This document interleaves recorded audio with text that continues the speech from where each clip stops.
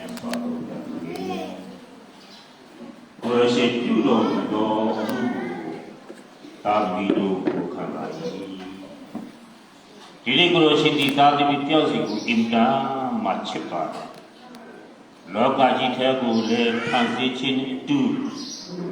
ကိုရရှိရဲ့ဆောက်ရှောက်မှုအောက်မှာအသက်ရှင်ပြရတော်တော်လည်းကိုရရှိကိုကျေးဇူးတင်တယ်မိဘအရာကသာဝတိကာလသာသမီများကိုကြည့်ရှုဆုံးမတူတင်ခြင်းလမ်းပြခြင်းအမှုရာကိုပြီးတော့ကြောင့်လည်းကိုရရှိကိုကျေးဇူးတင်တယ်ကျေးဇူးရှင်မြတ်စွာဘုရားသခင်ဘုရားသခင်ဒီပြီးတော်မူတဲ့ရုပ်သိမ်းတော်မူတဲ့ဒီကနေ့ကိုရရှိချစ်တော်သမီးကြီးနော်သမီးပေါ်လူလောကကြီးထဲမှာအသက်58နှစ်တိုင်တိုင်အသက်ရှင်ခွင့်ပြီးတော့ကြောင့်လည်းကိုရရှိကိုကျေးဇူးတင်တယ်မိခင်ယာမနေရတော်လည်းပဲဒီနေ့သူရဲ့လွတ်ဆောင်မှုအငန်းတာဒီသာသမီကိုကြည့်ရှုဆောင်မပြုစုတိုးထောင်ချစ်မှုရာဒီအဗဒမခက်ခဲတော်လည်းပဲသူ၏ပျော်ရွှင်မှုဝမ်းမြောက်ခြင်းဒီမိသားစုအပေါ်မှာတည်ထားသောကြောင့်ဒီနေ့လွတ်ဆောင်မှုအငန်းတာတစ်ခုစီမှုဒီတွေ့ကြုံခံစားရမှုများခက်ခဲတော်လည်းပဲသူ၌ဝမ်းမြောက်ခြင်းပျော်ရွှင်ခြင်းငြိမ်းချမ်းခြင်းကိုတာသမီတို့သိရှိရပါတယ်ကျေးဇူးရှင်မြတ်စွာဘုရားသခင်အထူးသဖြင့်မိခင်ကြီးဒီလည်းပဲဒီတိတာသမီ၄ယောက်ကိုပြုစုတိုးထောင်ခဲ့တဲ့အရာမှာခက်ခဲပါတယ်သို့တော်လည်းပဲကိုရရှိကိုအားကိုရရှိရဲ့ကိုဘုရားကိုရရှိရဲ့ထာမရရှိတော်ခွန်အားဖြင့်ဒီတိတာသမီ၄ယောက်ကို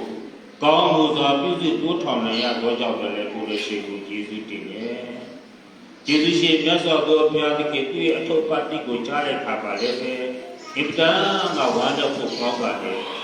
မိခင်ကြီးဖြစ်တော်လည်းအိဒါလည်းမြေကိုပြုစုတိုးထောင်တော်မူကဝိညာဉ်ပိုင်းဆိုင်ရာမှာလည်းအာကြည်တော်တပည့်ကြီးဖြစ်သည့်အားတော်စွာဝိညာဉ်ပိုင်းဆိုင်ရာမှာသာသမီများမြည်ပြကိုကိုသိချင်ရမှာလည်းအာကြည်တော်ကြောင့်လည်းကိုရရှိကိုကျေးဇူးတင်တယ်ဒီတပည့်ဒီကိုရရှိနှစ်တူတောင်းဝင်ကုန်လိုက်ဆောင်သွားပြီဆိုတာကိုသာပြီးလို့ယုံကြည်လက်ခံပါလေဒီလိုရှိမြတ်စွာဘုရားသခင်သူဒီဖြစ်လူလောကကြီးထဲမှာရှင်ခဲ့တဲ့တပည့်၄ယောက်ရဲ့တပည့်၄ယောက်၃ယောက်နဲ့အတူသာဝရဆိုရှိကောင်းခြင်းပြီးပါသူဒီဖြစ်တပည့်များအိမ်တော်တင်တာဖြစ်ပါ၏အိမ်တော်တစ်ခုစီပါကိုရှိကောင်းခြင်းပြီးပါသူရဲ့မိခင်များကိုသင်ခဲ့တဲ့မိခင်သွင်ခဲ့တဲ့လိုက်ပဲဒီနေ့မိခင်အရာမှာရောက်ရှိနေသောတတိများတွေပဲမိမိရဲ့သာသမီများကိုသူသိချင်းအမှုရာ၌မိခင်ရဲ့စံလူကိုခံယူပြီးဒီကလာအကောင်းဆုံးသာသမီများကိုတည်ပြီးဆုံးမနေတော့မိသားစုသာသမီသူစုစီဖြစ်စေနိုင်ကိုရတယ်မာသာတရားကပါဒီလိုရဲ့ဒီရွေချက်ပန်းနိုင်များသည်လည်းပဲဒီဝဆိုလိပိဋကလာပြီးတက်တာလျှောက်လို့ပါလေကိုရရှိကိုကိုးစားယုံကြည်အားကိုချစ်ကိုခံယူတဲ့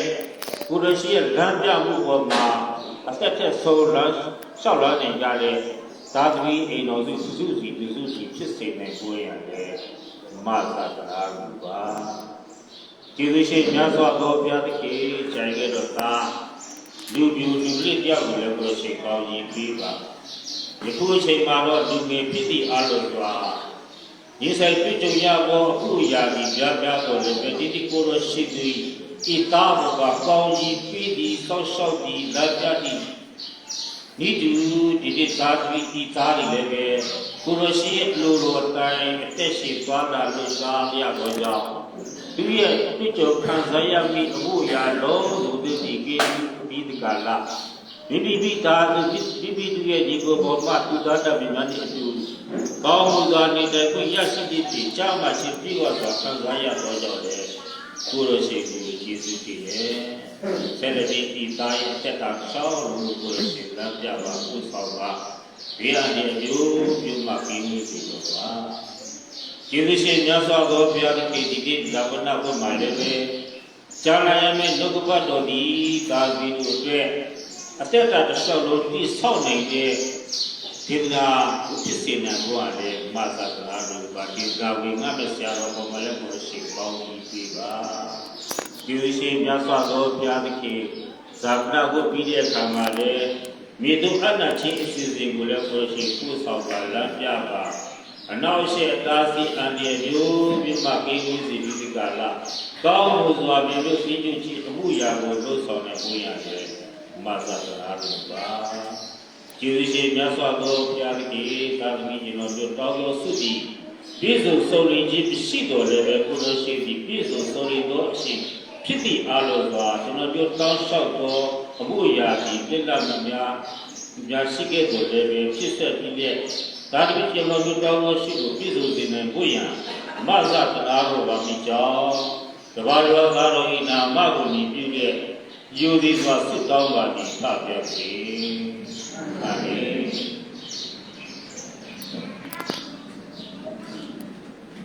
ကျွန်တော်တို့အခုချိန်မှာနှုတ်ဘတော်ဒေသနာနိုင်မဲ့အချိန်ဖြစ်ပါတယ်နှုတ်ဘတော်ဒေသနာကိုလက်ရှိဥယျာဉ်လမ်းနေချင်းအသင်းတော်သင်းဆရာလက်ခါရဆရာပစီတဲ့ဖြိုးမငါခွန်အားပေးမှာဖြစ်ပါတယ်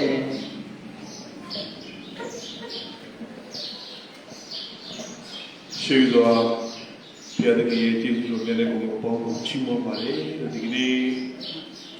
တော်တော်ရဲ့နောက်ဆုံးပြုရတဲ့ဇာဝနာအရှိခြင်းမှာသူ့ကိုချစ်တဲ့ဒီတော်ကမိသားစုတွေလာရောက်ကြတယ်ဒီမှာရှိနေတဲ့ရက်သူရွာသားတွေပါဝင်ကြတဲ့အပေါင်းအသင်းမိတ်ဆွေတွေများစွာတွေ့ရလို့ဝမ်းသာပါတယ်ဒါကလောကမှာသူအသက်ရှိစဉ်အချိန်ရုပ်နဲ့ခန္ဓာပေါင်းစည်းပြီးတော့မှအသက်ရှင်သောတတ်တော်မှာအဖြစ်အသက်ရှင်နေရတဲ့အချိန်မှာသူရဲ့အသက်ရှင်ခြင်းတရားရဲ့တတ်တည်တစ်ခုဖြစ်တယ်လို့ဒီလိုမျိုးပဲဒီလိုနားလည်လောကမှာလူတွေအသက်ရှင်တဲ့ပုံစံဒီဇိုင်းအမျိုးမျိုးရှိတယ်အဲဒီလိုရှိတဲ့ခြေတွေမှာငါဆိုရင်အတ္တကိုကံပြီးတော့မှအလုံးစုံငါအတွက်ပဲငါနဲ့သွားတဲ့အတ္တဒီဇိုင်းတစ်မျိုးရှိတယ်အချို့ကြတော့လည်းငါဆိုတဲ့အတ္တကိုမကယ်မင်းနဲ့မှလောကရဲ့ဥစ္စာရှိတွေကိုပဲအာယုပြုပြီးတော့မှအသက်ရှင်တဲ့ဒီဇိုင်းတစ်မျိုးရှိတယ်ကျန်တဲ့ဖွဲ့ကလည်းလောကမှာအသက်ရှင်နေစာဝန်နေရေးအတွက်လုံနိုင်တော့အတိုင်းအတာတစ်ခုထိလုံပေမဲ့လေဖေးရတရားအတွက်အာယုပြုပြီးတော့မှအဲ့ဒီအတွက်အခြေပေးအသက်ရှင်တဲ့လူတွေစုရှိတာပေါ့ဆိုတဲ့အခါမှာလောကမှာအသက်ရှင်တဲ့ဒီဇိုင်းမတူတဲ့အသက်ရှင်မှုတွေအပြင်လူတွေအသက်ရှင်နေတနေ့တော့ဒီဇိုင်းတူနေတယ်။ဘာကြောင့်လဲဆိုတော့ဒေသနာဆရာကဒေသနာခုနှစ်မှာပြောတယ်လူတိုင်းကမသားအိမ်မှာလမ်းဆုံးတယ်နော်ဒီပါထိုင်နေတဲ့သူကျွန်တော်တို့ကစပြီးတော့အားလုံးအဲ့ဒီလမ်းဆုံးကိုမရောက်ဘဲနဲ့တယောက်မှကြိုလို့မရတဲ့နေရာဖြစ်တယ်တနေ့ငယ်ချင်းကြီးချင်းကျမ်းမာခြင်းမကျမ်းမာခြင်းချောခြင်းမချောခြင်းပိန်ကြီးဝါခြင်းပူကြီးရှိခြင်းဘာတစ်ခုမှမကြည့်ဘဲနဲ့အားလုံးတဏှာထဲမှာဂိတ်ဆုံးမှာဖြစ်တယ်အဲ့ဒါကစိတ်လိုက်ဖြစ်တယ်အဲ့ဒီကမသာအိဖြစ်တယ်လို့ကျွန်တော်ကျမ်းစာကပြောတယ်ဆိုတဲ့ကမှာအဲ့ဒီတနေ့တည်ကြတဲ့အရာတစ်ခုရှိနေတယ်အဲ့ဒီကတည်ခြင်းတရားဖြစ်တယ်ဆိုတဲ့ကမှာလောကမှာအသက်ရှင်ခြင်းအချိန်တည်ဖို့ရအကြောင်းပြောရင်ကျွန်တော်ရဲ့စိတ်ထဲမှာအဲ့ဒါအမိငါစကားမပြောနဲ့လို့ကျွန်တော်ခံယူတယ်တည်တဲ့အကြောင်းပြောတာမကြိုက်ဘူးတည်တဲ့စကားတွေအတုပမှာဆိုတဲ့ချင်းတွေအင်ကိုတက်ဆိုရင်မကြိုက်ဘူး no ဆိုတဲ့ကမှာအဲ့ဒီအသက်ရှင်နေတဲ့သူတွေကဟောတနေ့တချင်းဆိုနေတဲ့သူတွေဟောတနေ့ထိုင်နေတဲ့သူတွေကိုတနေ့မကြိုက်တဲ့သူတွေလည်းတနေ့အဲ့ဒီခရီးကိုလူတိုင်းတည်ကြပေါ့သွားကြရမှာဖြစ်တယ်တနေ့တော့စာလေးတစ်ခုဖတ်တို့အားလုံးကတဲ့တန်းစီနေကြသူတွေပါဆိုတဲ့စာလေးကျွန်တော်ဖတ်ကြည့်တဲ့အခါမှာခွာရဆိုတော့အဲ့ဒီအခြေခံလာတာလည်းကျွန်တော်ရဲ့ဒီတာပေါ့ကျွန်တော်ရဲ့တိုင်းနိုင်ငံမှာက စီတွေပြက်ပြီးတော့မှကျွန်တော်တို့တန်းစီနေရတဲ့အချိန်မိသွားတန်းစီလိုက်ညဘက်သွားတန်းစီလိုက်အဲ့ဒီအချိန်ကာလအသေးလေးမှာဒီစာလေးကိုဖတ်ရတယ်သူကလည်းအဲ့ဒီအရာလေးနဲ့ထိုင်ပြီးတော့မှသူရေးထားတယ်တို့တွေတန်းစီနေကြပါလေ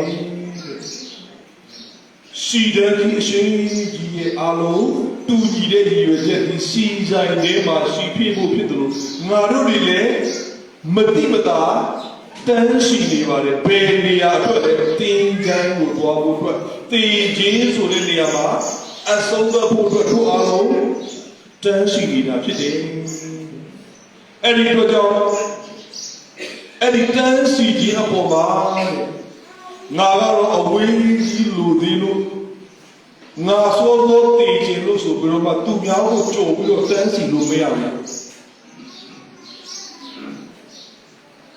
ပြီးတဲ့အခါမှာငါကတော့ငယ်သေးတယ်မသိချင်သေးဘူးဆိုပြီးတော့မှအနောက်ကိုပြန်ဆုတ်ပြီးတော့တန်းစီလို့လည်းမရဘူးကိုယ်နေရာမှာကိုတန်းစီရမှာဖြစ်တဲ့အရှိတစီထွက်သွားတာနဲ့နောက်တစ်စီအကျစ်တိုးပါပဲမတိုးချင်လို့လည်းမရဘူးတိုးနေရတာဖြစ်တယ်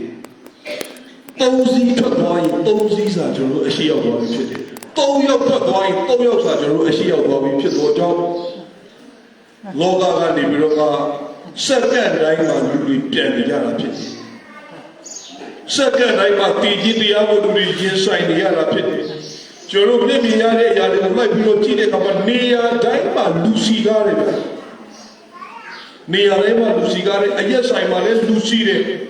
ဘီယာဆိုင်လူစီတယ်စားတောက်ဆိုင်လူစီတယ်ဘားတွေမှာလည်းလူစီတယ်တွေ့ရတယ်တင်ငယ်ကုန်းမှာခင်ဗျားတို့လည်းတွားကြည့်အဲ့ဒီမှာလည်းလူစီတယ်ဒီကာလပတ်တိုင်ကိုကိုဗစ်ကာလမှာတော့ဒီထက်တော့ပိုစီသေးတယ်တန်းစီနေတာပဲကျွန်တော်တို့တွေတန်းစီရတာကအရှိမကားအစီပေါင်း150ကျော်တိအနောက်ကနေတန်းစီရတယ်တင်ကြိုင်ကိုပို့ဖို့အတွက်တည်တဲ့လူကိုမြည်ချဖို့အတွက်အဲ့ဒါတော့တန်းစီခဲ့ရတယ်ဒီကနေ့ကျွန်တော်တို့တန်းစီခြင်းနဲ့ပတ်သက်ပြီးတော့ကျွန်တော်ပြောချင်တယ်ဘုရားရှင်ဒီဘာကဘလို့ပြောလဲဆိုတော့လောကမှာတဲ့မင်းတနေ့အသက်ရှင်ပြီးတာနဲ့မင်းကိုမင်းသတိပေးရမှာအခုကမင်းသေဖို့တနေ့နီးလာပြီတဲ့ဒီကနေ့အသက်ရှင်ရတယ်ဆိုရင်ဒီညမှာစဉ်းစားကြည့်မနှက်ပြန်ဆိုတာမသိကြသလိုတနေ့စာပြီးသွားပြီသေဖို့တည်းနီးလာတဲ့ကျွန်တော်ရဲ့အသက်တာဖြစ်တယ်တပတ်အသက်ရှင်ကိုရပြီလေဆိုရင်သေဖို့တပတ်နီးလာတနေ့အသက်ရှင်ကိုရှိတယ်ဆိုရင်လည်းတနေ့သေဖို့နီးလာခြေတလန်းအရှိတိုးလာတဲ့တေမင်းကခြေတလန်းမင်းနောက်ကိုနီးလာတယ်လို့အဲ့လိုလူရှိထားတဲ့အခါမှာတေခြင်းတရားကကျွန်တော်တို့နဲ့အနည်းဆုံးဖြစ်တယ်လို့အဲ့ဒီလိုခံယူလို့ရတယ်ဘယ်သူမှမသိတဲ့အရာဖြစ်တယ်မသိခြင်းတရား၅ပါးထဲမှာပြန်ကြည့်တော့ကျွန်တော်တို့ဘယ်နည်းတရားမလဲမသိဘူးဘယ်အချိန်သိပါလဲမသိဘူးဘယ်နေရာမှာသိလဲမသိဘူးတော့ဘယ်လိုပုံစံနဲ့ဒီမှာလည်းမသိဘူးတင်ခြင်းတရားဆိုတဲ့အရာကမသိခြင်းတရားအထင်းထဲမှာပါတဲ့အရာတစ်ခုဖြစ်တယ်ကျွန်တော်မြန်မာနိုင်ငံမှာမွေးဖွားတဲ့မြန်မာနိုင်ငံမှာအသက်ရှင်နေတခြားနိုင်ငံမှာတော့အလုပ်တွေအဲ့ဒီမှာတင်ကြိုင်ဖြစ်နေတဲ့လူတွေအများကြီးရှိတယ်ဒီမှာမွေးဒီမှာမြင်ဒီမှာတည်တယ်တင်ခြင်းတရားနဲ့ပတ်သက်ပြီးတော့မှဘယ်သူမှမသိနိုင်ဘူးနာဂစ်တုံးကရေထဲမှာတည်ကြရတာဖြစ်တယ်ဘယ်သူမှကြိုမသိနိုင်တစ်ပင်ပေါ်မှာတည်တယ်တချို့တွေ့လောင်းလို့ရေတည်ရတယ်တည်ခြင်းတရားကဘယ်သူမှပြောလို့မတတ်ဘူးဆိုတဲ့အခါမှာတည်ခြင်းတရားမရှိဘူးလားလို့ပြောတော့လည်းရှိတယ်တည်ခြင်းတရားကိုကြိုလို့ဘယ်သူမှမရတယ်လို့အဲ့ဒီတည်ခြင်းတရားနဲ့ရေဆိုင်ရပြီကျွန်တော်တို့အားလုံးကတည်ခြင်းတရားအတွက်တည်ကြတဲ့အရာကြီးဘာလို့ပြီးပြီလဲလို့ပြန်ပြီးတော့မျိုးကိုထုတ်เสียလိုလာတယ်တနေ့တည်မယ်ဟုတ်တယ်တည်မယ်ငါတို့အားလုံးတည်မျိုးဖြစ်တယ်တည်မှာတည်ကြပြီမဲ့တည်ကြီးတရားတော့ဘာတစ်ခုမှမလုပ်ရသေးဘူးဆိုရင်ကျွန်တော်လောကမှာအသက်ရှင်နေတာဘာအကျိုးရှိလဲကျွန်တော်ဒီသနာဆရာကဘယ်လိုပြောလဲဆိုတော့ကျွန်တော်ရဲ့အသက်ရှင်ခြင်းအထက်မှာကျွန်တော်ပိုင်ဆိုင်တဲ့အရာတွေအားလုံးအများကြီးရှိတယ်ကျိုးသားအားလုံးတဲ့အခါမှာကျွန်တော်စုပ်ကိုင်ထားနိုင်တဲ့အရာတွေအားလုံးရှိတယ်။တိပြန်စဉ်းစားတဲ့အဲ့ဒါတွေကမင်းတကယ်ပိုင်တာမဟုတ်ဘူးတဲ့သူကအဲ့လိုပြောတယ်။ မင်းတကယ်ပိုင်တာမဟုတ်ဘူးအဲ့ဒါတွေကမင်းထားခဲ့ရမယ့်ဟာတွေတဲ့ထားခဲ့ရမယ့်အရာတွေသူများပိုင်တော်မယ့်ဟာတဲ့အဲ့ဒီလိုပြောနေတာဒါကျန်တာကဒီမင်းမစုပ်ပိုင်နိုင်တဲ့ပိုင်ဆိုင်တဲ့အရာဘာတစ်ခုမှမရှိဘူးဒီသင်္ခါရလောကအထည်တွေမှာစုပ်ပိုင်လို့ရတဲ့ယူဝါလို့ရတဲ့ပိုင်ဆိုင်မှုတစ်ခုမှမရှိဘူးအဲ့ဒီဟာတွေကမင်းဟာလည်းမဟုတ်ဘူးသူများဟာတကယ်မင်းပြောသွားတဲ့အခါအဲ့ဒါတွေအားလုံးကသူများလက်ထဲမှာကျန်ရင်းမဲ့အရာတွေကြီးပဲဖြစ်ဖို့ကြောင့်လောကမှာအသက်ရှင်တဲ့အခါအဖေကလူတွေလိုအသက်ရှင်လောကရာကြီးတေးမှာအသက်ရှင်တဲ့အခါမှာတနည်းတည်ခြင်းအတွက်အဖေကလူတွေလိုပြင်ရှင်မလဲအဝေးကြီးရှိသေးတယ်လို့မတွက်ပါဘူးအနည်းဆုံးမှာရှိနေတာအဲ့ဒါဖြစ်တယ်ဆိုတဲ့ကမှာလောကရာကြီးတေးမှာထာဝရနေရာအတွက်ကောင်းကင်နိုင်ငံတော်အတွက်ဘန္တာဘလောက်တိစုပြီးပြီလဲဖယားအတွက်ဘလောက်အသက်ရှင်ဆက်ကပ်ပြီးပြီလဲပြန်ပြီးတော့ကျွန်တော်တို့ရှင်းပြဖို့ရတဲ့အရေးကြီးပါတယ်ဒီကနေ့တော့ဘုရားပြန်ပြီးတော့ရှင်းပြတဲ့အခါမှာယောဘရဲ့အသက်တာကတကယ်ကိုလောကမှာလောကနဲ့ဆိုင်တဲ့တကယ်ကိုကြီးမားတဲ့ဒုက္ခခံစားရတာဖြစ်တယ်သာသမီဆေယောဆိုလို့တစ်ချိန်လေးမှတည်ရဲ့ဥစ္စာပစ္စည်းတွေအားလုံးတပါအမှုသားတွေတိုက်ခိုက်တိမ့်ပိုက်သူရဲ့အတ္တကပါကျင်နေတချို့ပဲဥစ္စာရတတ်တော်သူဖြစ်တယ်တစ်ချိန်လေးမှပိုင်ဆိုင်မှုတွေရောသားသမီးတွေရောအားလုံးမရှိတော့ဘူးအဲ့ဒီအချိန်မှာကျန်တာကသူတို့လင်မယားနှစ်ယောက်ဖြစ်တယ်အဲ့ဒီလင်မယားနှစ်ယောက်မှာနှစ်ယောက်မဟုတ်ဘူးတစ်ယောက်ပဲဖြစ်တယ်ဆိုတော့မိမကပါလို့လေလင်တော့ဘုံပါစီကြီးကိုခံရတာနေကိုဝယ်ဖေရောက်ကိုချိန်နေနေတည်သူ့မိမပါသူ့မိနာပါမရှိတော့အဲ့ဒီအချိန်ဒီရိုးပါရောပါဘာလို့ပြတ်တော့တဲ့လူသက်တော်ခက်တယ်လို့ဤခတ်တဲ့ဝိသတိဖေယားတခင်လက်တော်လိုက်လာရှိအဲ့ဒီကျန်စကားကိုသူ့လောက်ကနေထွက်တယ်သူကောင်းကောင်းသိသွားတဲ့လောကမှာကိုယ့်ရဲ့အတ္တတာကိုကိုစောင့်ကင်ထားလို့မရဘူးကိုယ့်ရဲ့အတ္တတာကိုကိုမပိုင်ဘူးသိသွားတဲ့အခါမှာသူပြောတာကလောကမှာရှိနေတဲ့လူတွေအားလုံးရဲ့အတ္တကိုဖေယားပဲပိုင်တယ်ဖယားရဲ့လက်ထဲမှာပဲရှိတယ်ငါတို့ရဲ့လက်ထဲမှာမရှိဘူးလို့ပြောပြီးတော့သူအသက်ရှင်ဒီကနေ့သိကြရတော့ကျွန်တော်ပြင်ရှင်ရအောင်လုံရလောကမှာဇာတိသဘောလုံးပြီးတော့အသက်ရှင်နေခြင်းချက်ဖယားအရှိမအမတအသုံးတဲ့ဝိညာဉ်သဘောတွေကိုအသက်တာထဲမှာယူကြည်ဝတ်ဆောင်ပြီးတော့အသက်ရှင်အောင်ဒီကနေ့ရောရဲ့အသက်တာသူ့ကိုကျွန်တော်တွေ့နေတခါတည်းသူကျမ်းမာလို့မကောင်းဘူးကုတ်ချုံကုတ်ချောင်းနဲ့အလွေးတွေအထင်နဲ့ဒီလိုမျိုးသူပွားတာကျွန်တော်တွေ့ဖေကပြီးပြန်လာလဲဆိုရင်ဖေကြောင့်ကပြန်လာလို့ဖြေတာများတယ်ဖေကဘွားရှိခိုးတာများတယ်သူ့ရဲ့အတ္တတာကျွန်တော်တို့နီးကပ်စွာနေတဲ့အချိန်ကာလတခု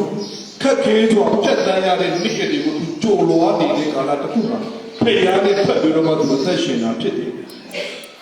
လောကကြီးကတက်တေးနေတယ်လောကကြီးကပူလောင်နေတယ်ဒီလောကကြီးမှာဒုက္ခတွေများအဲ့ဒီအချိန်တွေမှာအဲ့ဒီအရာတွေကိုချစ်တဲ့စိတ်နဲ့အသက်ရှင်နေတဲ့ဖယားကိုချစ်တဲ့စိတ်နဲ့ကျွန်တော်အသက်ရှင်ဖို့ပို့ပြီးတော့မှအရေးကြီးတယ်သောလောကရာကြီးတေးမှာဘာတစ်ခုမှမတည်ရှင်ထားသေးဘူးလို့ပြောတဲ့အခါမှာကျွန်တော်အဖို့မင်းနဲ့ပြောပြတဲ့ပုံပြင်လေးတစ်ခုရှိတယ်အဲ့ဒါလည်းကျွန်တော်နာရီတို့ဘယ်မှာပြောပြတယ်အခုလည်းပြောပြတယ်ကျွန်တော်ငယ်ငယ်လေးကကြားဘူးတဲ့ပုံပြင်လေးပဲတခါတော့အင်တမပြင်းနဲ့ငါပြင်းရောက်ရှိအဲ့ဒီငါပြင်းကဘလောက်ကြီးပြင်းလဲဆိုရင်ချက်ပြုတ်ထားတဲ့ချက်ပြင်းဟင်းတွေကိုကိုယ်တိုင်ထပ်ပြီးတော့ခုစားရမှာတော့ပြင်းနောက်ဆုံးအဲ့ဒီတက်ပူဆိုးလာတယ်သူ့ရဲ့အမေဖေကသူ့စားဖို့ကခတ်ပြီးတော့ဘေးနားမှာထားပြီးတယ်အဲ့ဒီချက်ပြင်းကိုထစားရမှာပြင်းပါဇက်သေးဒီခုကျွေးရတယ်ကြာကြာနေလို့ပြပါလေမတတ်နိုင်လို့ သူကလည်းသမီးစားရပါတော့ပြင်းလာတဲ့အချိန်ဖြစ်လာသမီးတော့မစားချင်ဘူးသမီးထစားဆိုတော့အိမ်မှာနေတဲ့ကမှမိဘတွေကပူညက်သမီးထစားနေအလိုလိုပေါ့ပြောတာအဲ့ဒီကမှသူစိတ်မရှိလို့အိမ်ကကြွားပြီးတော့မှရွာရဲ့အစောမှာကြည့်တယ်ကျွန်တော်ကာလာနဲ့ပြောတယ်ကြည့်တယ်တပါးလို့ဒီလိုမျိုးပေါ့နော်စရက်တစ်ခုမှသူသွားနေတယ်ဘယ်သူမှသူ့ကိုနောက်ဆက်မဲ့လူမရှိဘူးအေးရှင်းကြိုက်တော့ပြင်းလို့ရပြီအေးရှင်းပဲသူပြင်းနေအမှတည်းလို့တဏီကအေးပြီးတော့ပဲနေဆိုတတိတော်တဲ့သူအဲ့ဒီမှာအိတ်နေရင်းနဲ့လူတွေစုညံတဲ့အတန်ကိုသူကြားတယ်မျက်လုံးဖွင့်ရမှာပြင်းတဲ့ကြောင့်မျက်လုံးမဖွင့်ကြည့်လို့လူတွေအတန်ကြားတယ်အလုပ်တွေလုပ်နေကြတယ်စုညံနေတယ်ကြားတယ်ခုတ်တက်တဲ့အတန်တွေလည်းကြားတယ်ဒီလိုနေတဲ့သူအဲ့ဒီမှာဆက်ပြီးတော့အိတ်နေရင်းနဲ့မှသူများတွေကမိုးရာတွေမရောက်ရင်ဒီစရက်ကိုအမိုးတွေအကာတွေကာတွေတော့ပြင်တော့ဆိုတော့အကုန်လုံးကအမိုးပေါ်တက်ပြီးတော့မှအလုံးလုံးနေကြတဲ့အချိန်အောက်မှာဘယ်သူမှမကြံတဲ့အချိန်မှာတဏိမိုးရင်းနဲ့တဏိထွက်နီးကုန်သွားတယ်နီးကုန်သွားတဲ့အခါကျတော့အောက်မှာကြည့်တော့ဘယ်သူမှမရှိတော့ငပြင်းတယောက်ပဲကြံတယ်ဆိုတော့ဒီငပြင်းကိုကြိုးစားပြီးတော့ခိုင်းကြည့်ပြီးတော့အောက်ကနီးကြီးလေးကိုအပေါ်ဖြစ်နေပြီးသူတို့ခေါ်တယ်ငပြင်းကတော့နီးကြီးလေးအပေါ်ဖြစ်နေပြီးပါငါဟာအိမ်ပါနေတော့ပြင်းလို့ဇရက်မှလာနေတာမင်းတို့ပေါ့ကနောက်ချက်မပြီးတော့ပါအိမ်လေးဒီလိုပဲဖြစ်နေခဏခေါ်ခဏတောင်းပါများလာတော့ငါဒီတိုင်းဆက်နေတယ်ငါအေးစီးနေရမှာလဲမဟုတ်တော့တဲ့အတွက်ကြောင့်ဒီနီးကြီးကိုမဖြစ်မနေငါပေးမရတော့ဘူးဆိုပြီးတော့နီးကြီးကိုခြေထောက်နဲ့ညှက်ပြီးတော့အပေါ်ကန်တင်ပြီးလိုက်ဒီလိုနဲ့တနေ့တော့ငပြင်းနဲ့လူဖြစ်တဲ့အတွက်ကြောင့်တည်တယ်ငပြင်းတည်သွားတဲ့အခါမှာတဲ့ဟိုးအထက်အရက်ကိုရောက်သွားတာပေါ့နော်ဆိုတော့အဲ့မှာရောက်သွားတဲ့အခါမှာ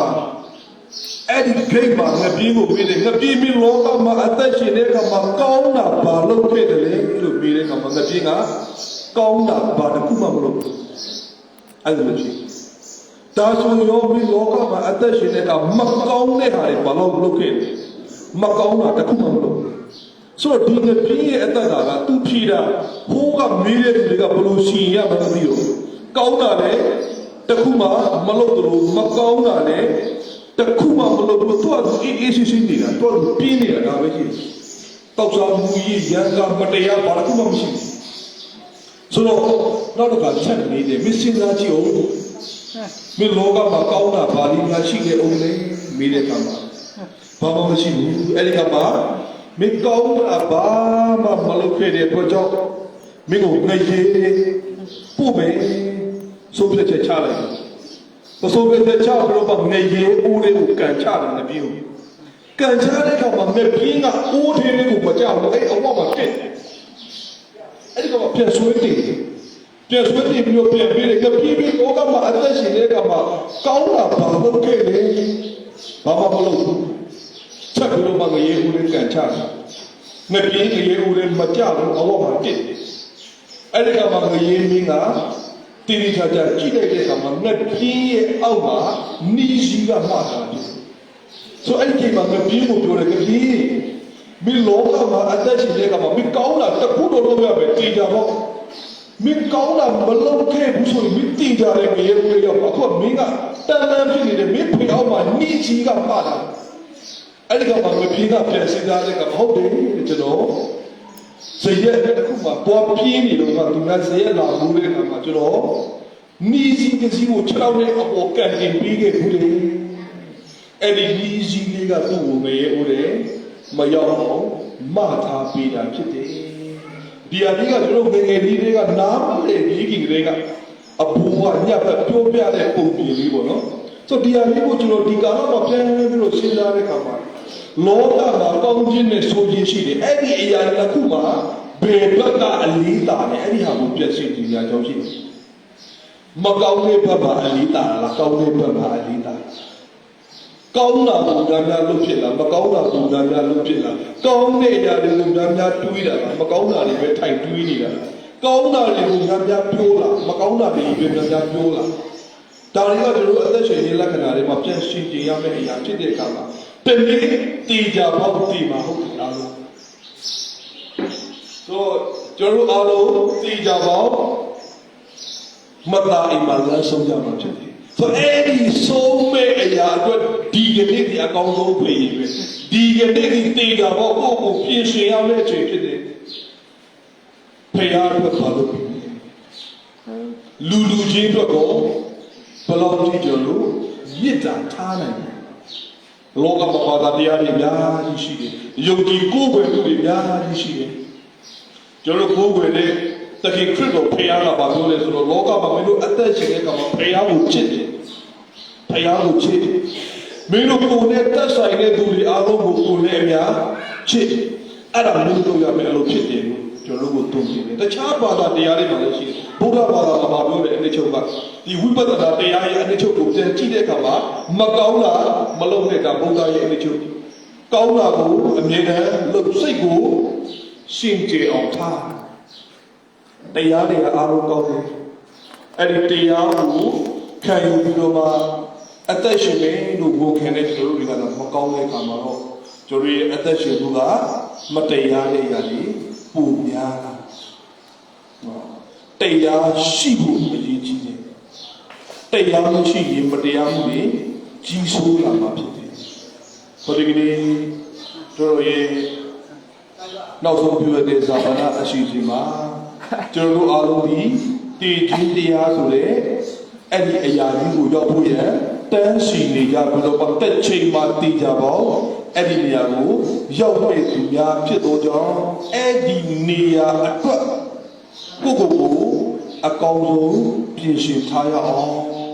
လောကမှာတန်ဖိုးအရှိဆုံးအသက်ရှင်ခြင်းကလည်းမနှက်ဖြန်ငါတည်မယ်လို့ခံယူပြီးတော့မှဒီကနေ့အသက်ရှင်ခြင်းဖြစ်တယ်မနှက်ဖြန်တည်မယ်လို့ခံယူထားတဲ့သူပြောကဒီကနေ့အကောင်းဆုံးအသက်ရှင်မှာဖြစ်တော့ကြောင်းဒီပညာရှိကြီးပြောတဲ့ကဲ့သို့ပဲတည်ခြင်းတရားကိုမမေ့မလျော့ပဲနဲ့တည်ခြင်းတရားအတွက်တည်ကြတဲ့အရာတစ်ခုအတွက်မတည်ကြတဲ့အရာတွေထဲမှာပဲအသက်ရှင်နေခြင်းတဲ့တနည်းတည်ကြပေါ့ဖြစ်မယ်ဆိုတဲ့အရာအတွက်လေကျွန်တော်အကောင်းဆုံးပြင်ဆင်တည်ဆောက်ရအောင်လို့ခေါ်အားပေးချင်တယ်လို့တဘာပရိပတ်တော်တဲ့နှုတ်ကပတ်တော်ကမဆက်တဲ့လေးတဲ့ရှစ်ခုမြောက်တဲ့စာ14မှာအကြောင်းမူကားထိုဘုရားသခင်သည်ကာလအရှင်မြေငါတို့၏ဖယားဖြစ်တော်မူ၏တေဒီကာလတိုင်အောင်ငါတို့ကိုပို့ဆောင်တော်မူတတ်သည်ဖယားသခင်ကတဲ့ကာလအရှင်မြေတည်တဲ့ဘုရားမနေ့ယနေ့နောက်ကာလနေဆာထာဝရတည်တဲ့ဘုရားမှာအဲ့ဒီဘုရားကအဆုံးတိုင်အောင်ကျွန်တော်တို့ကိုတာဝန်ယူမယ်ဘုရားသခင်ဖြစ်ပါလေလို့ဆာလန်ဆရာကကျွန်တော်တို့ဒီကနေ့တော့သူတင်တဲ့အတိုင်းပဲအဆုံးတိုင်အောင်တာဝန်ယူမဲ့ဖယားနဲ့ဒီကနေ့ကနေစပြီးတော့မှသစ္စာရှိစွာခိုင်ခန့်စွာအဲ့ဒီဖယားသခင်နဲ့ပြိုဝေးပြီးတော့မှဖယားရှင်နဲ့အတူအသက်ရှင်ရအောင်အဲ့ဒီဖယားသခင်ကကျွန်တော်တို့ကိုအရှင်ပြေဂယုနာကျေးဇူးနဲ့ထာဝရကာလတိုင်အောင်တာဝန်ယူပြီးတာဖြစ်တော်ကြောင်းအဲ့ဒီဖယားကိုကျွန်တော်တို့မေ့လို့မရဘူးတည်ခြင်းတရားကိုကျွန်တော်အားလုံးတည်ကြဖို့တွားရမှာဖြစ်တဲ့အတိုင်းတာဝန်ယူမဲ့ဖယားနဲ့ကျွန်တော်တို့တွားရမှာဖြစ်တယ်ကိုယ့်ဟာကိုယ်တွားခြင်းစာလဆရာကတော့ကိုယ့်ဟာကိုယ်ဘယ်တော့မှမတွားဖယားနဲ့ဝီဝီမှလည်းမနေဘူးဖယားတခင်နဲ့နီးကပ်စွာနေပြီးတော့မှဖယားရှင်နဲ့ဖယားရှင်ရဲ့အလိုတော်တိုင်းဖယားရှင်ရဲ့စကားကိုပြညာမပြတ်ခိုင်ပြီးတော့မှ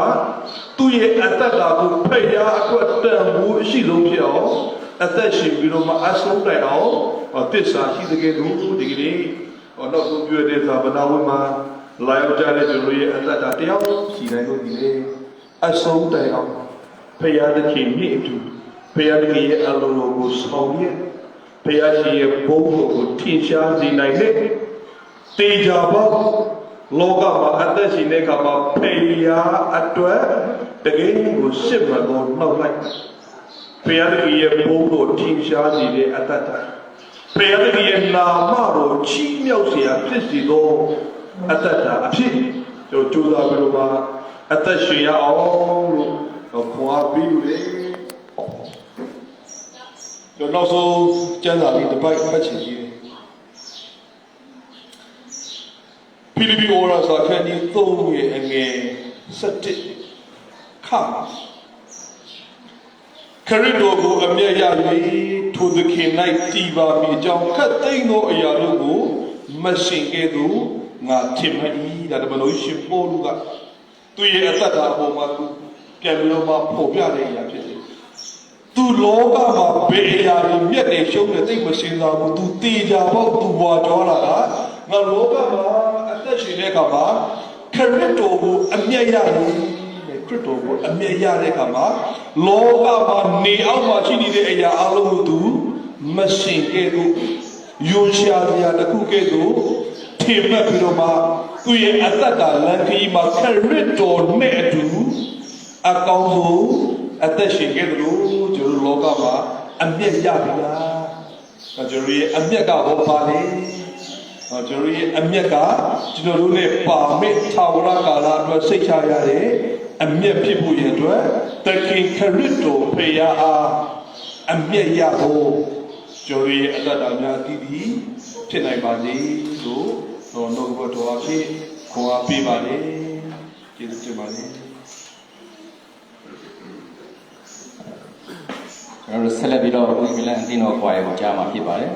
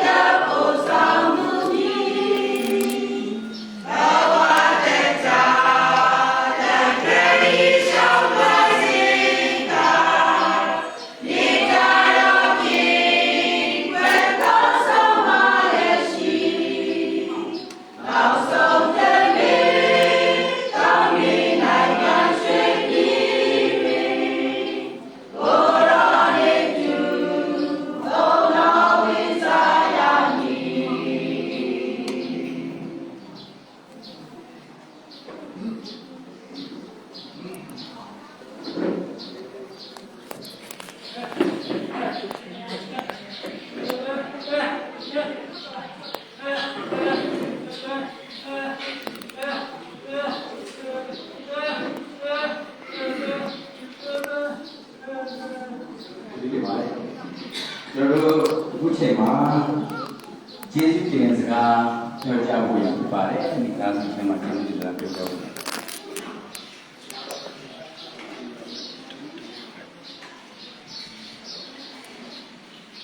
ကျေးဇူးပါဖတ်ဖတ်ခေရင်ဒီလိုကိုရှိပါပါတယ်။ခေါ်မှုကြီးခရတဲ့တော့တည်းရဲ့သာမဏေဝိရှိမှာတရားမြတ်ကြတဲ့ဒီခေတ်င်းတော်ရှိကြတဲ့ရှင်ရှင်တော်ပဏ္ဏတိရှင်ရှင်တော်သောလောက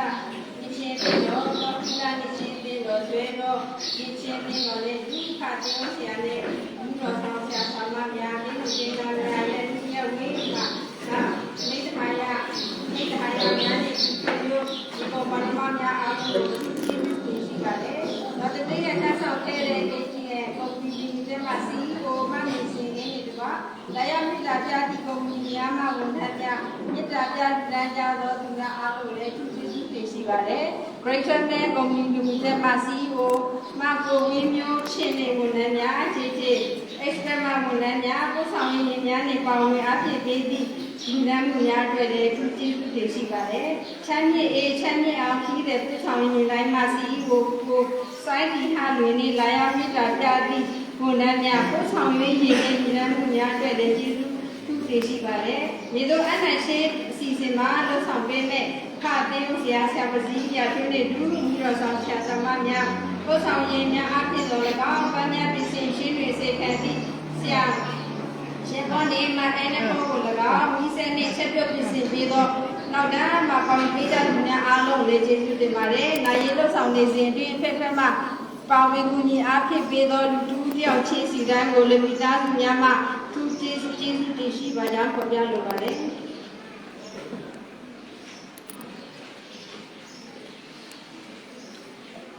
ကြော်ညာစရာအနေနဲ့ကျွန်တော်တို့ဇာပနာကိုပြုကုပ္ပမှုပြီးလို့ရှိရင်ကျွန်တော်နောက်ဆုံးမြေသို့အနန္တချင်းစီကိုထိန်နေကြည်နေချင်းတုတ်တန်မှုကျွန်တော်တို့ပို့ဆောင်ပြီးတော့မှကိုသိမြုပ်နှံမှာဖြစ်ပါတယ်။အဲ့ဒီအတွက်ကြောင့်ကျွန်တော်တို့ပြုကုပ္ပမှုပြီးတဲ့အခါမှာတောင်ရှိသူများမှကျွန်တော်တို့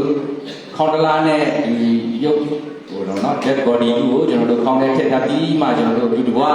เนาะထွက်ခွာသွားဖို့ရအတွက်ဖြစ်ပါတယ်။ကျွန်တော်တို့ထိန်ပြီးဒီနေ့ချင်းတုတ်တန်ဆိုတော့ကျွန်တော်လိုင်းကာရမှာရှိပါတယ်လို့အားလုံးလမ်းကြောင်းမမာဖို့အတွက်တော့ကျွန်တော်တို့နိဗ္ဗာန်ကြီးနောက်ကနေကျွန်တော်မှထပ်ချက်မှတ်ကွာလိုက်သွားဖို့ရအတွက်ဖြစ်ပါတယ်အဲဒီအတွက်ကြောင့်မော်တော်ယာဉ်မောင်းတဲ့သူများအထူးသတိရှိဖို့ရအတွက်ဖြစ်ပါတယ်ကျွန်တော်တို့ဇာပနာ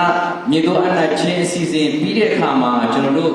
နိဗ္ဗာန်ချင်းနဲ့ကျေးဇူးတော်ချီးမွမ်းခြင်းကိုကျွန်တော်တို့အမှန်တော်ပတိဖော်ရဲ့အိမ်မှာပဲကျွန်တော်ပြန်လည်တော့မှဝတ်ပြုခိုးွယ်မှာဖြစ်ပါတယ်အဆက်တည်းပြုလို့မှာဖြစ်ပါတယ်အဲဒီအတွက်ကြောင့်တွားရောက်ပြီးတော့မှမြေတော်အနတ်ချင်းစီမှာပါဝင်သွားကြတဲ့သူရောက်စီတိုင်းကျွန်တော်တို့အမရဲ့အိမ်မှာပဲပြန်တော့မှနိဗ္ဗာန်ကျေးဇူးတော်ချီးမွမ်းခြင်းကိုဒီပါတဲ့ဆက်လက်ပြုလို့မယ်ဆိုတဲ့အကြောင်းအားလုံးသိရှိနိုင်ဖို့ရန်အတွက်ကြော်ညာအပ်ပါတယ်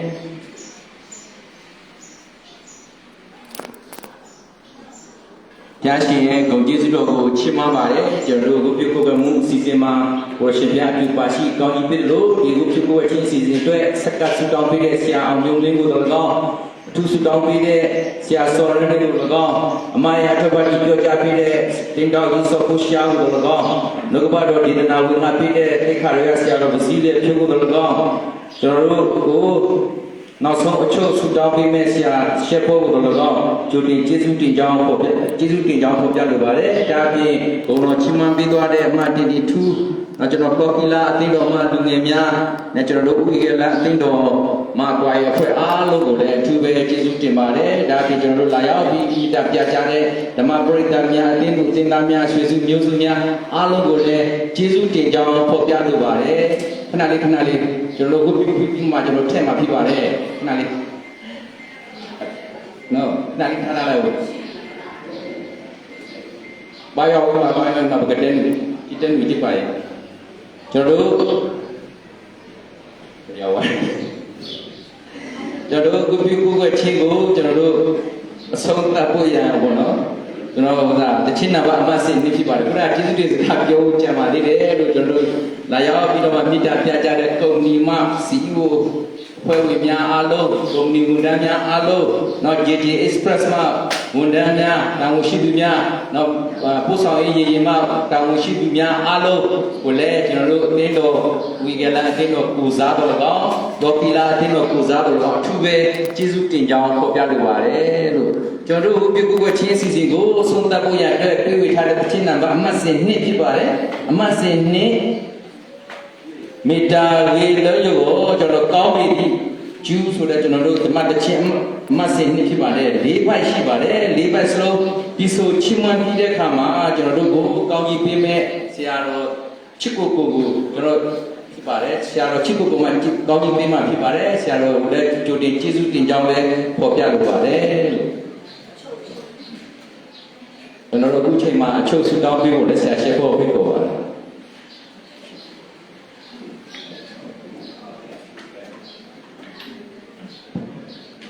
ဘုရားခင်ကိုပြန်လည်ပြီးတော့မှ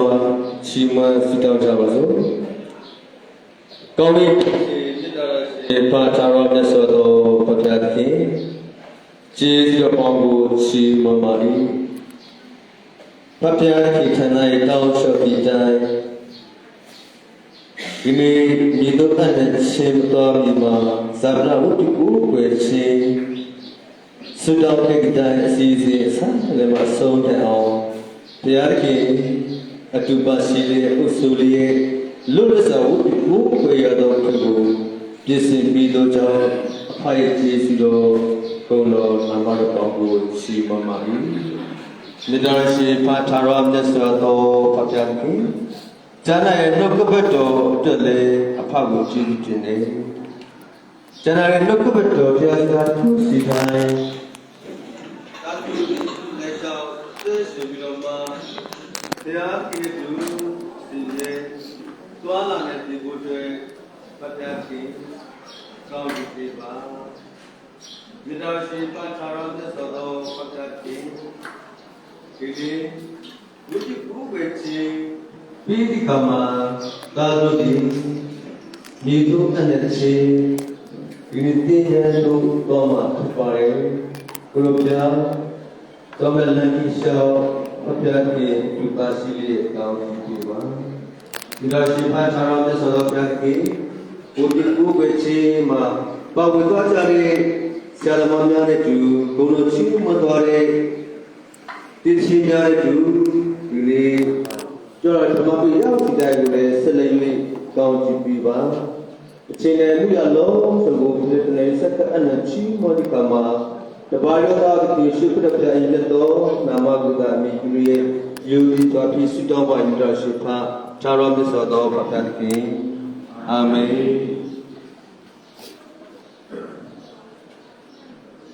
ကျွန်တော်တို့အားလုံးမတရားလျက်သိဝေထားတဲ့တခြင်းမဆင်နှစ်ကောင်းပြီဒီကျူးကျွန်တော်တို့၄ဘိုက်ရှိပါတယ်၄ဘိုက်စလုံးဆိုချီမပြီးတဲ့အခါမှာဖလောနမှုအင်းအုပ်ဆရာတိခါရကဆရာတို့ချစ်ကူကိုရဲ့ကောင်းကြီးပေးခြင်းကိုခံပြီးတော့ဇာဝနာဝိပုပ္ပမှုအစီအစဉ်ကိုဆုံးသတ်မှာဖြစ်ပါတယ်ယကလယဘော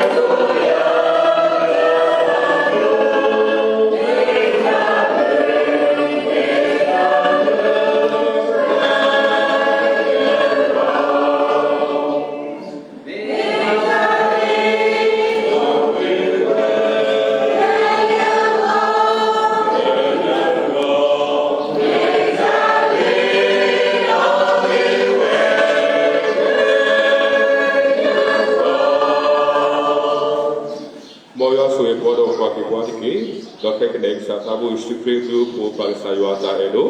သာဘူးဆိုစအတာရီလိုဘလူးရွာတဲ့ကပေါ်တာပြုတာပေါ်တာဆွေးဆိုပါအတာမနဲ့မနဲ့အခုအကွဲအလဲအကွဲပြုကိုတော့လို့ယူအားတော့ဒါလည်းအတာမမှုမကူကေတာတာသူတာမီလဲလဲပွပွတူတော်တော်နေမောကလုံးလူပါလို့ရှိကိုပေါ်ဝဲအလောတဲ့တကကူတော့ပါခဲ့တော့ပူတီဒီပညာတိတပါပူတော့ကိုပဲရွာပေါင်းကိုခဲလေကိုဒီတော့ကတဲ့လော်ရီလော်အတူတူတော်လည်းအစစ်တယ်လို့ခဲတော့ဆုညာဆိုကနေကြီးအာမင်အာမင်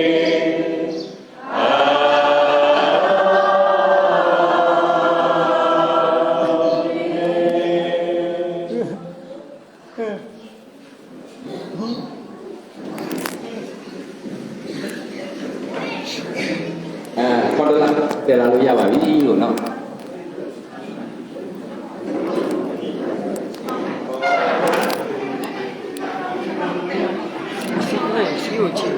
စီးဝါလိုက်ဝင်ပေးနေတာငါကရကန်သားပြတ်တယ်အဲ့လိုက်ဝင်ပေးရမှာတော့ဆောင်းပေးချိုင်းနေစီအဲ့တော့အမတော့ဆောင်းလိုက်ရမှာဘုရားရှိရတယ်ရတယ်ချွား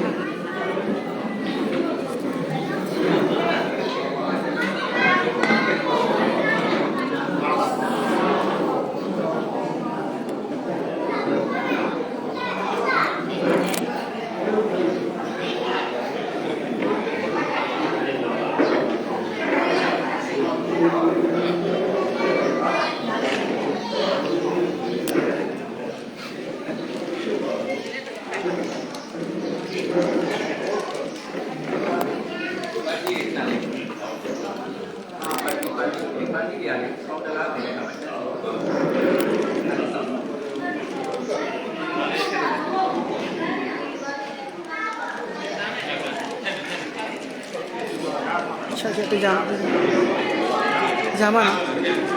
我。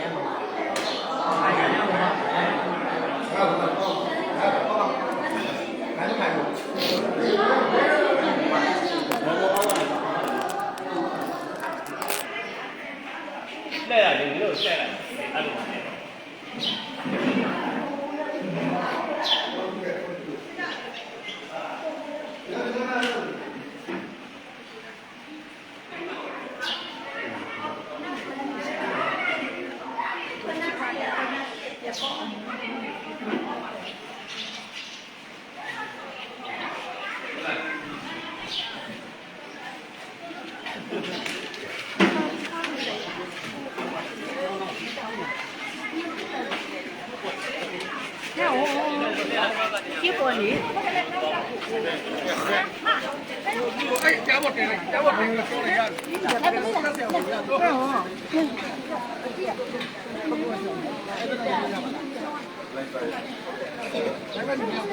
ကျွန်တော်လိုက်ပါခေါင်း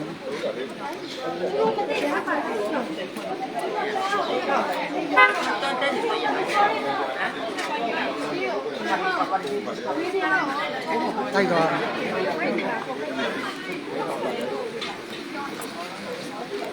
ကျွန်တော်တို့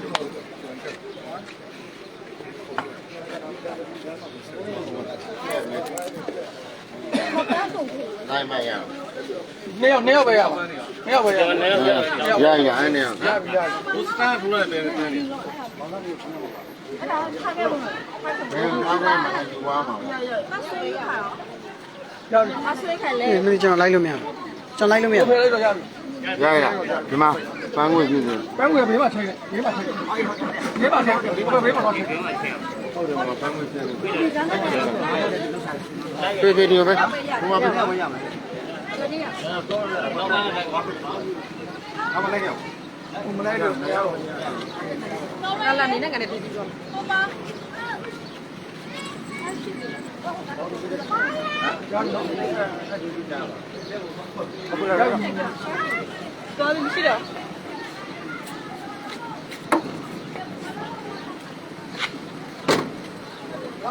ကျွန်တော်ပဲလိုက်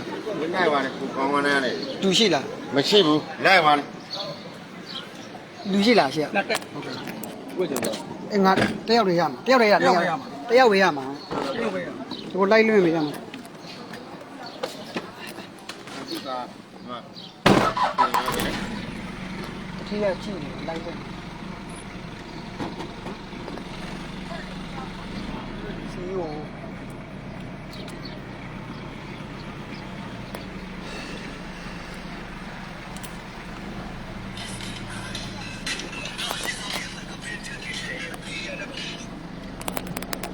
မေတော့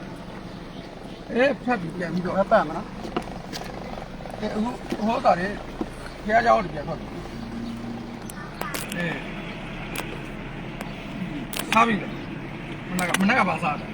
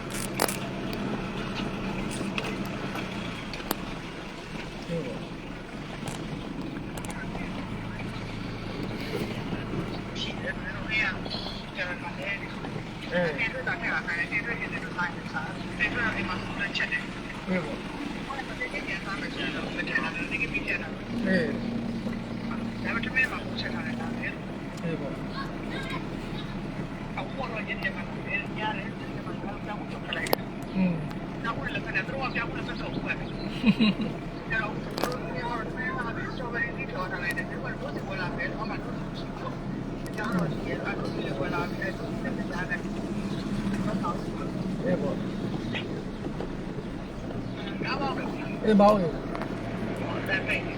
ရမိုးရွာတယ်ဆိုတော့ဖြည်းဖြည်းမောင်းနေတယ်ကျန်ကားရီပါလားဟုတ်တယ်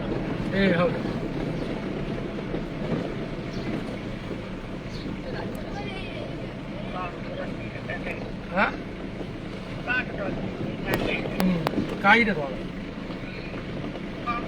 မဟုတ်ကားကြီးတက်သွားတာဟုတ်ဟိုကအောင်လို့တော့တယ်လေစမ်းကြောင်းဟုတ်တယ်ဒီကကန်းက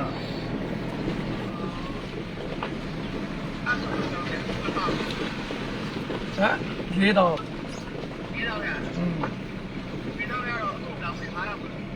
မောင်ကြီးငါတော့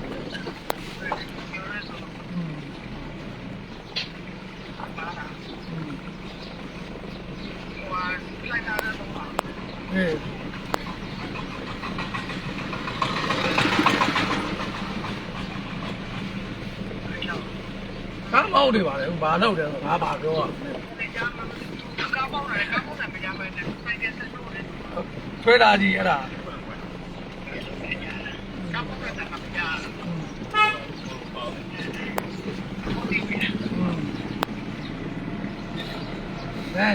တဲ့ကလေးချင်းလေးတဲ့ကလေးချင်းလေး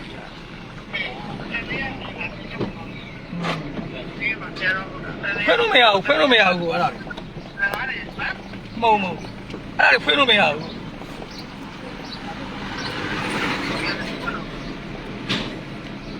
အေးဒါပဲနောက်ပ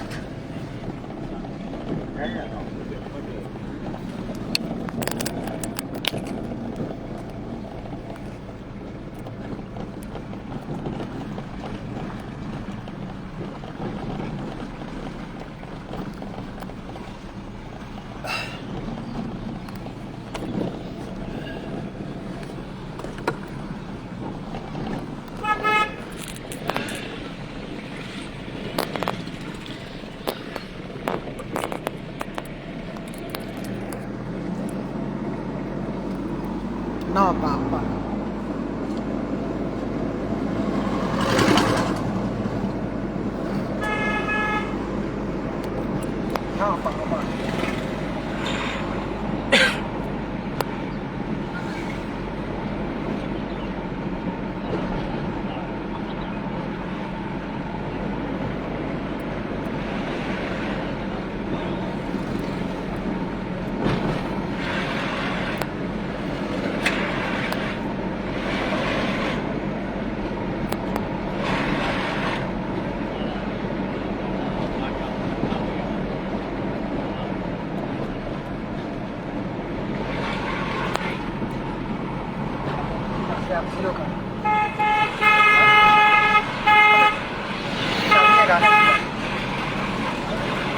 တော့ဘောလာတယ်